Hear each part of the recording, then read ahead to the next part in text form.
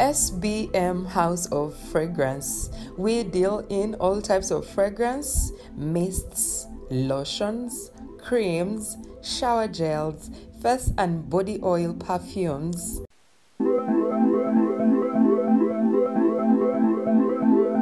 Contact us on 07043 00645 or 078 599 1435. We deliver to your place of convenience.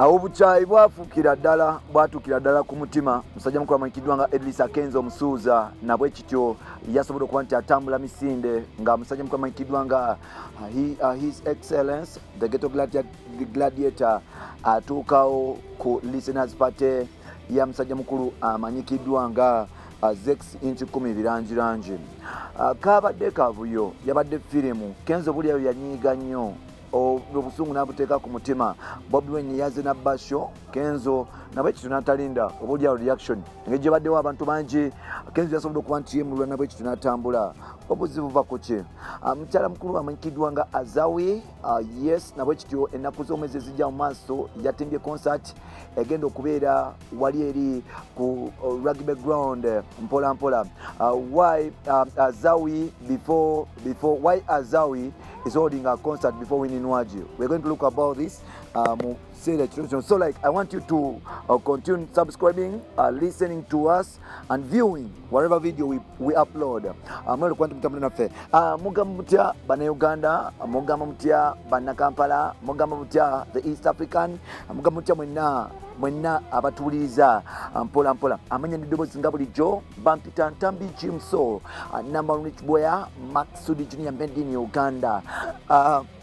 Onakulwa jo nasobola okuba nti ntuuka ku Club Exo era nga natuusewo essaawa zaabadde 2 ez'ekiro nabadde awo nendaba basita bangi okwabadde Fiefie Busi okwabadde Bruno K okwabadde Spice Diana ne manager Roger okwabadde abantu ab'enjawulo Zara Toto nga kwali nabadde nkyali awo musajja mukulu amanyikiddwa nga Eddy Kenzo Musuuza naye n'ayingira mpola mpola Kenzo yaze n'ajoga mukawo mpola mpola ne zireeta nga yakatuuka akaseera katono nnyo ne zireeta musajja mukulu amanyikiddwa nga His Excellence the Ghetto Gladiator Bobi Wine era nga Bobi lwatuuse mpola mpola crowd yagudde eddalu Bannayuganda bonna ne basanyuka okulaba ku muyimbi waabwe okusanyuka okuba nti balaba ku president waabwe okusanyuka okulaba ku muntu gwe baagala ennyo mpola mpola wanenno Kenzo yakitegedde nti obulyawo Musuuza center amaze okuba nti ayingira era nga twasose ne tulaba obunkenke yasose n'atunula emabbali n'emabbali omusajja mukulu nga apima alabe kyekiriwo omuvubuka ono yasobola okuba nti ava mu ntebe mpola mpola n'asimatuka mpola mpola n'agenda mu maaso n'okuba nti adduka okuva mu ntebe era nga Kenzo obolyawo yasobola okuba nti avaawo n'adduka emisinde nga Bobi Wine yakayingira buli omu yeebuuza lwaki Kenzo yakikoze Kenzo baafuna obutakkanya ne Bobi recently not like previously obuzibu bwava mu byokulonda akalulu Bobi Wine obolyawo bwatasobola kuba nti atukizaako ebintu bya Bobi Wine ate nga Bobi Wine bwatasobola kuba nti atukizaako ebintu bya Kenzo ate Kenzo n'anyeeganya ebintu ensonga zaali za blue tick Kenzo yayogera bye yayogera obolyawo ebimuswaza okuba nti afeesinga President Bobi Wine newankubadde nga ate obolyawo kyabadde tekyetagisa mpola mpola kukola kintu kyakoze. And now the question is why Bobi Wine atiibwa Kenzo atuuka nnyo okutya Bobi Wine. Omanyi buli wokola omuntu ekintu ekikyamu omuntu n'akusiriikirira ebintu ebyo feelinga guilty sometimes nabadde nkisuubira okuba nti obwedyawo kyapeninga because Kenzo bwe yavuma Bobi Wine n'amwogerera amafuukuule ng'ayita musajja mukulu amanyikiddwa nga alumbuye mpola mpola Bobi Wine yagenda maaso n'okuba nti asirika n'okuba nti oba olyawo akola nyabo n'okuba nti oba olyawo agenda mu maaso n'okuba nti akyuka mpola mpola era nga Kenzo yasobola okuba nti anyigira ddala. Bobi yasirika ebbanga lyonna nga Kenzo oboolyawo Kenzo ng'akyali musungwavu munyiivu ddala era nga oboolyawo Bobi Wine yasobola okuba nti abivaako. Now bwe twabadde ku listeners party ya Zex Nkikumi Birangirangi listeners album natunuulidde Bobi Wine ng'ayingira bw'ati mpola mpola. Bobi Wine bwe yatuuse Kenzo n'avaawo. Buli omu ne yeebuuza why Kenzo avaawo nga Bobi yakatuuka. Of course ffenna tukimanyi ekiriwo nti ennaku zino abantu baba tebakkiziganya bulabe mpola mpola. Everyone was saying Kenzo is guilty ku bigambo byayogera ku Bobi Wine ate nga Bobi Wine oboolyawo yabirekawo n'obulamu yabukyusa.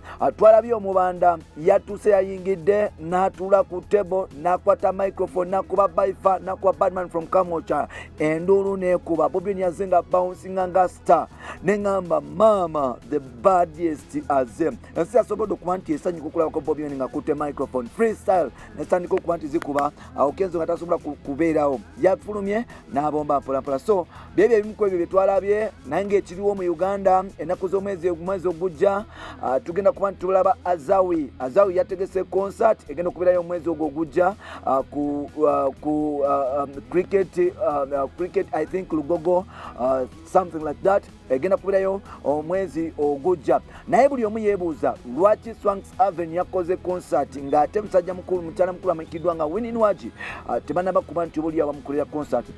Omanyi fact eri nti mu Uganda bw'obanga oweza emyaka 3 ne mu nsi yonna ng'ebintu tonaba kuba nti otukiza birina okukola emyaka gikulekera oboolyawo abasinga obungi bagenda maaso n'okuba nti batomera. Naawe bw'otunuulira musajja mukulu amanyikiddwa nga mukyala mukulu amanyikiddwa nga Nwagi embeera empisa n'okuba nti oboolyawo emyaka gyamuleka kati oboolyawo tasobola kuba nti akola byanjawulo. Swanks Avenue yasaze okuba nti emudroppinga mpola mpola okusalawo okuba nti ebrandinga Azawi ali focus because alina emyaka 25. Yes yabeeranga wa remix mpola mpola n'avaayo n'agenda kewa Kenzo nga kuba ekicuba n'abeerako ne karokasita mpola mpola nga bacapa. So na standing as an artist Swanks nemulaba nemusigninga mpola mpola. She's one of the promising artists betulina mu Uganda nti kati sawa zino bw'otunulira mu Uganda ojja kutunulira Azawi ne Fikfa Maika abalala simanyi but for now the focus is on Fikfa Maika Azawi musabira okuba nti oboolyawo concert yekola because she has been working so hard and we want to build a brand new faces. Era ngenda kusaba na Uganda wenali concert ya Fiki bwetuka genda concert ya Bitusi bwetuka genda concert ya Azawi bwetuka genda because ezo zezimu ku faces twagala okuba nti tuleta music industry esobola okuba nti oboolyawo zivuganya n'amawanga amalala like it or not Azawi she has been there, she has worked so hard. Album yekoze bulungi so we wish her the best. Omukutu guli gumu ba Uganda mukamoli bamutanta mjimuso babali kuba nti mutuwuliriza.